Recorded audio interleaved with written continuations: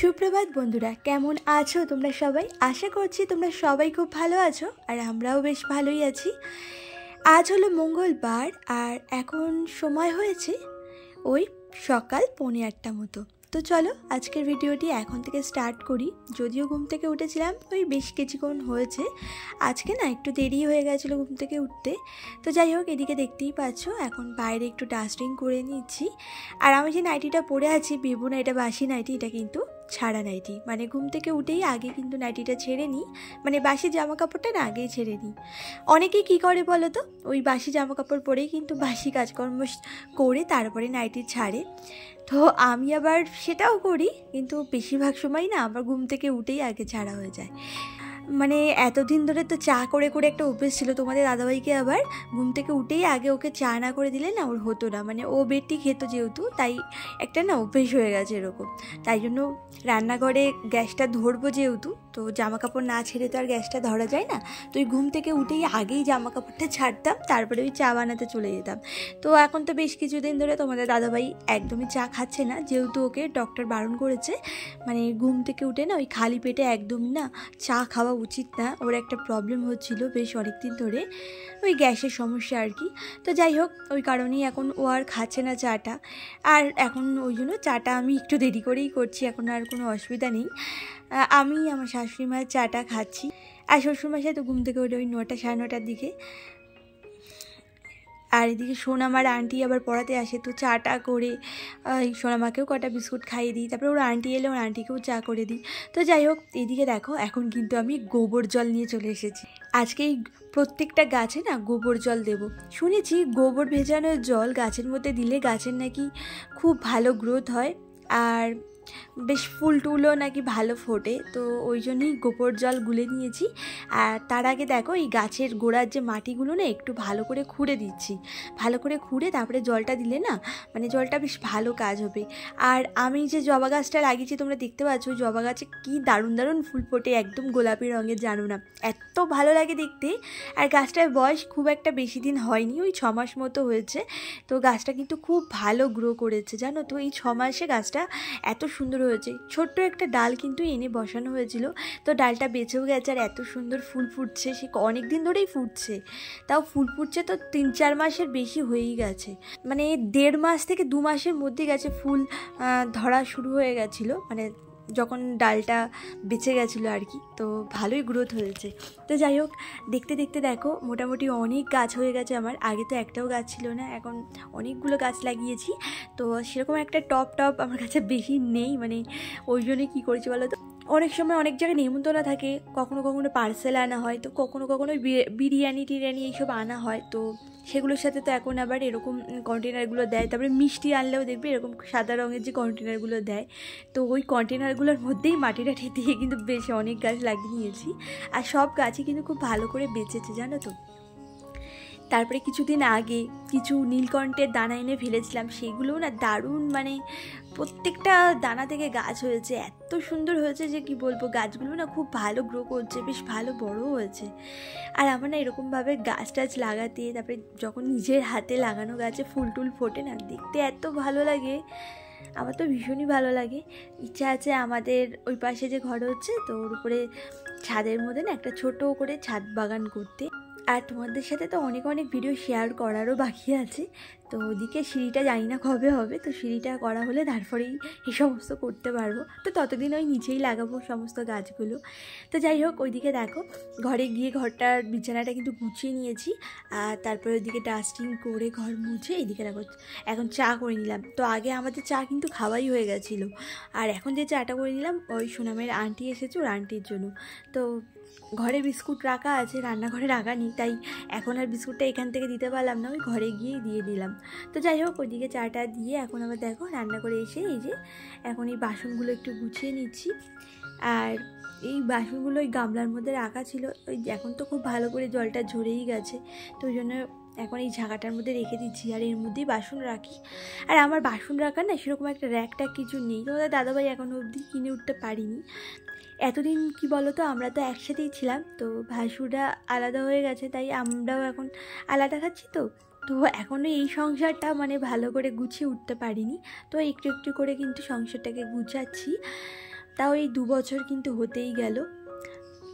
তো যাই হোক, এইদিকে দেখো এই মোটামুটি কিন্তু দেখতে দেখতে অনেক জিনিসও হয়ে গেছে। আগে কিন্তু আমার রান্নাঘরে এত জিনিস ছিলই না, মানে এত বাসন কোসন তো ছিলই না, ওই টুকটুক করে কেনা হয়। তো দেখতে দেখতে কিন্তু অনেক হয়ে গেছে, আর সেরকম রাখার জায়গাই নেই জানো না। রান্নাঘরটা যখন হচ্ছিল তখন আমার ইচ্ছে ছিল কি বলতো, ওই দেওয়ালে কয়েকটা র্যাক করে নেবার এই পাথর দিয়ে। তো তোমাদের দাদাভাই একদমই করলো না, তখন আসলে হাতে পয়সা সেরকম একটা ছিল না, ওই জন্য ও বললো কি পরে একসময় স্টিলের যে র্যাকগুলো পাওয়া যায় ওগুলো কিনে লাগিয়ে দেবে। তো এখনও অবধি কিন্তু লাগানো হয়নি, জানি না কবে লাগিয়ে দেবে ভগবান জানে। তো এইভাবেই চলছে। উপরে র্যাক করলে না খুব ভালো হতো, পাথরের র্যাক, অনেকগুলো কন্টেনার রাখা যেত ওখানে, তাহলে বাসনগুলো ওই নিচের তাকগুলোতে রাখতে পারতাম। তো ওখানে আর রাখতে পারি না, তো ওই জন্য ওই ঝাঁকাটার মধ্যে রেখে দিই। একটু তো অসুবিধা হয়, যেহেতু আমার রান্নাঘরটা খুবই ছোট, তোমরা তো দেখতেই পাচ্ছ অনেক ছোট, জানো না। ওই সমস্ত জিনিস একটু গুছিয়ে টুছিয়ে রাখতে হয়, নইলে কি না এরকম ছড়িয়ে থাকলে তো একদমই ভালো লাগে না, মানে জিনিসপত্র রেখে শান্তি পাই না। ওই জন্য সমস্ত জিনিস না ওই সাথে সাথেই জায়গার জিনিস জায়গায় রেখে দেওয়ার চেষ্টা করি। তো যাই হোক, আর আজকে তো মঙ্গলবার তোমাদেরকে আগেই বললাম, আর বেশ কিছুদিন ধরেই মঙ্গলবার করে নিরামিষ খাচ্ছি আমরা 3 জনই, মানে তোমাদের দাদাভাই, আমি, সোনামা 3 জনেই কিন্তু নিরামিষ খাচ্ছি। এই আজকে ওই জন্য দেখো এই যে ফ্রাইড রাইস করলাম আর একটু আলুর দম করলাম, তাহলেই কিন্তু আমাদের 3 জনের খুব ভালো করে হয়ে যাবে। আর প্রতি মঙ্গলবার করেই জানো তো বেশ কিছুদিন ধরে এই ফ্রাইড রাইস আলুর দমই করা হচ্ছে, যেহেতু ওইদিকে বৃহস্পতি আর রবিবারেও তো নিরামিষ খাওয়া হয়, তো তখনও অনেক সবজি টবজি রান্না টান্না করতে হয়। আর এই মঙ্গলবারটায় না সোনামার আর খেতেই ইচ্ছা করে না, তোমাদের দাদাভাইয়েরও। একভাবে কী বলো তো, নিরামিষ বেশি দিন ধরে না ভালো লাগে না, এই সপ্তাহে 1-2 দিন ঠিক আছে, সেখানে 3 দিন। ওই জন্যই একটু ভালো মন্দ করছি যাতে সবাই ভালোভাবে খেতে পারে শান্তি করে। তো দেখো এই যে আজকে আলুর দম কিন্তু কড়াইশুঁটি দিয়ে করেছি, আর খুব ভালো হয়েছিল। নামানোর সময় একটু ঘি দিয়েছিলাম, তো ঘিয়ের ফ্লেভারটা দারুণ লাগে। আর ওইদিকে ফ্রাইড রাইসটা তো দেখলেই করে নিয়েছি, আর ঘরের চাল দিয়েই কিন্তু করেছি, মানে যে চালের আমরা রোজ ভাত খাই ওই আলাদা করে কিন্তু ফ্রাইড রাইস করার চাল আনা হয়নি। অনেকে তো বাসমতি রাইস দিয়েও করে, আবার দেরাদুন রাইস দিয়েও করে, তো ওইসব আনা হয়নি, ওই ঘরের চাল দিয়েই করে নিলাম। তো ওই প্রতিদিনের খাবার আর কী বলো তো, অনেক দিন পরে একদিন করলে তাও অনেক কিছু কিনে এনে করা যায়। যদি সপ্তাহে প্রতিদিনই খাওয়া হয় এরকম, তাহলে তো এত কিনে কিনে তো পারা যায় না। আর এখন জিনিসপত্রের যা দাম তোমরা তো জানোই, আর তোমাদের দাদাভাই তো এমন কিছু ভালো কাজও করে না, তার উপরে ওইদিকে ঘরটার হচ্ছে, তো ওই জন্য অনেকটা পয়সা খরচও হয়ে গেছে, তো একটু বুঝে শুনেই চলতে হয়।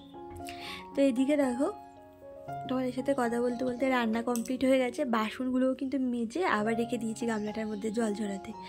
তো জল ঝরে গেলে আবার পরে গুছিয়ে রাখবো, ওই সময় করে আসবো। তো এখন রান্নাঘরটাকে খুব ভালো করে ক্লিন করে নিচ্ছি, আর রান্না বান্না করার পরে তো প্রতিদিনই ক্লিন করি, আর ক্লিন না করলে তো পুরো রান্নাঘর তেল তেল হয়ে যায়, তখন এই রান্নাঘরে ঢুকতেই ইচ্ছা করবে না। তো আমি যবে থেকে এই রান্নাঘরটা মানে হয়েছে না, তবে থেকেই মানে এরকম রান্নাবান্না করার পরে একটু সার্ফের জল গুলে না রান্নাঘরটা খুব ভালো করে ক্লিন করে নিই। তো এখন দেখো এই যে তাকের উপরগুলো আর টাইলসে যতদূর হাত যাচ্ছে ওয়ালে, তো ততদূর একটু ভালো করে পরিষ্কার করে নিলাম। তারপরে এই যে দেখো সমস্ত জিনিসপত্রগুলো একটু সরিয়ে সরিয়ে মুছে নিচ্ছি। আর গত দিনের ভিডিওতে আমাকে অনেক মিষ্টি মিষ্টি বন্ধুরা খুব সুন্দর কমেন্ট করেছিলে, তোমাদেরকে অনেক ধন্যবাদ জানাই তার জন্য। আর তোমাদের নামগুলো এখন সকলের সাথে শেয়ার করে নিই। অথেন্টিক বেঙ্গলি ব্লগ থেকে আমাকে একটা দিদিভাই খুব সুন্দর কমেন্ট করেছিলে, বন্ধু হয়ে গেলাম, অনেক ভালোবাসা রইল, আজ ফার্স্ট টাইম।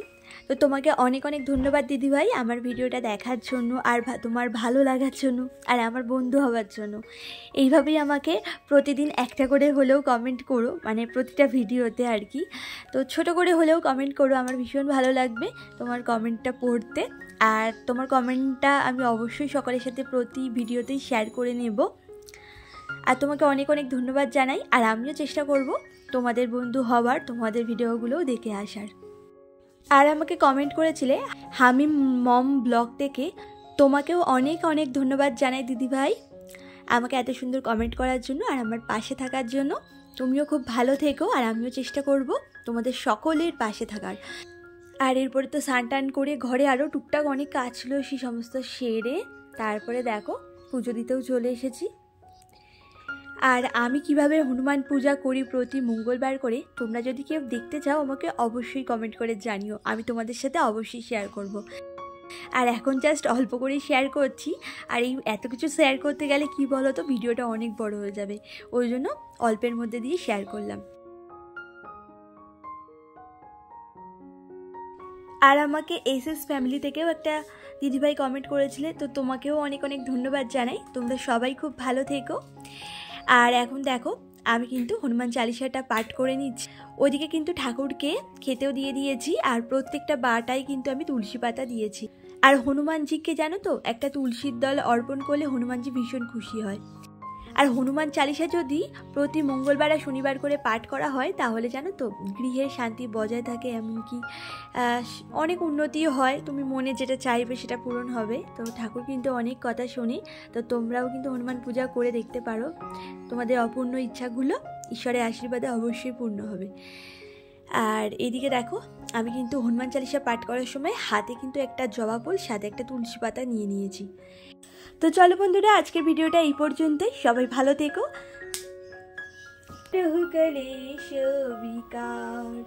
হে পবন পুত্র, আমি আপনাকে স্মরণ করি।